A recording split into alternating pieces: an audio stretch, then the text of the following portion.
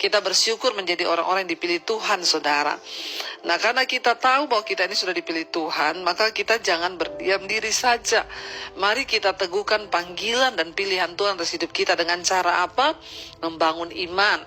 Salah satu caranya membangun iman, bagaimana saudara pagi ini bangun, mendengarkan firman Tuhan, memuji menyembah Tuhan, itu adalah cara kita membangun iman kita.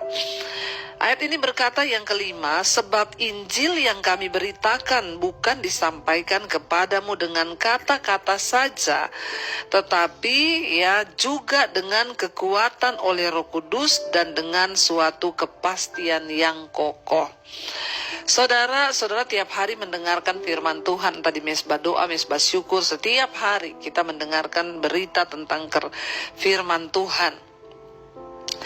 Dan dikatakan di sini, saudara, Injil yang diberitakan, firman Tuhan yang disampaikan kepada kita itu, ya itu diberitakan bukan dengan kata-kata saja. Kalau yang kita dengar hanya kata-kata, maka itu tidak akan membangun iman kita. Kalau kita hanya mendengar ya firman Tuhan itu hanya sebagai kata-kata saja, mungkin manis, bagus ya, maka ya tidak akan terjadi perubahan apa-apa dalam hidup kita.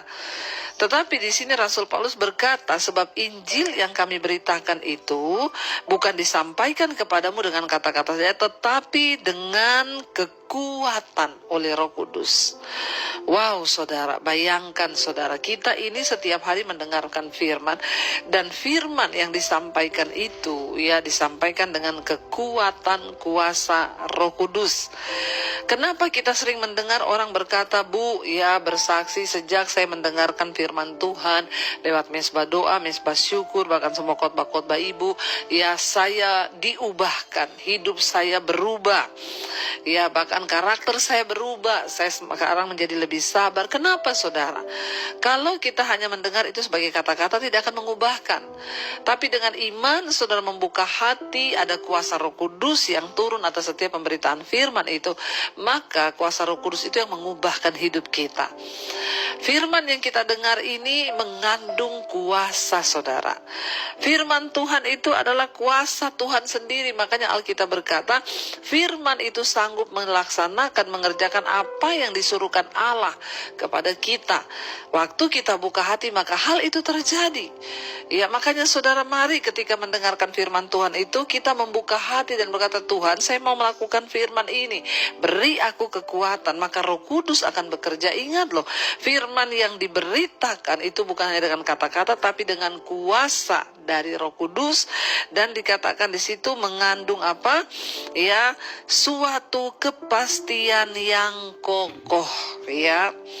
Saat kita ini berpegang pada firman Tuhan, maka itu adalah sebuah kepastian. Dunia hari-hari ini menawarkan banyak cara, banyak jalan, tapi semuanya tidak pasti. Karena ketika digoncangkan, semua bisa tergoyahkan. Tapi firman Tuhan itu mengandung kepastian yang kokoh. Orang-orang yang sungguh-sungguh berpegang pada firman Tuhan, saudara, mereka menerima kuasa Roh Kudus sehingga iman mereka adalah iman yang menuju kepada sebuah kepastian, dan itu kokoh dan tidak tergoyahkan. Jangan pernah tergiur dengan tawaran-tawaran dunia hari-hari ini, sekalipun itu kelihatannya enak, nikmat. Tetapi percayalah saudara, itu semua tidak pasti. Hanya ada satu kepastian, yaitu di dalam firman Tuhan. Karena itu, biar semakin hari iman kita semakin dibangun di dalam firman Tuhan. Biar semakin hari iman kita semakin dikokohkan dalam firman Tuhan. Biar semakin hari kita boleh semakin menerima kuasa dari Roh Kudus.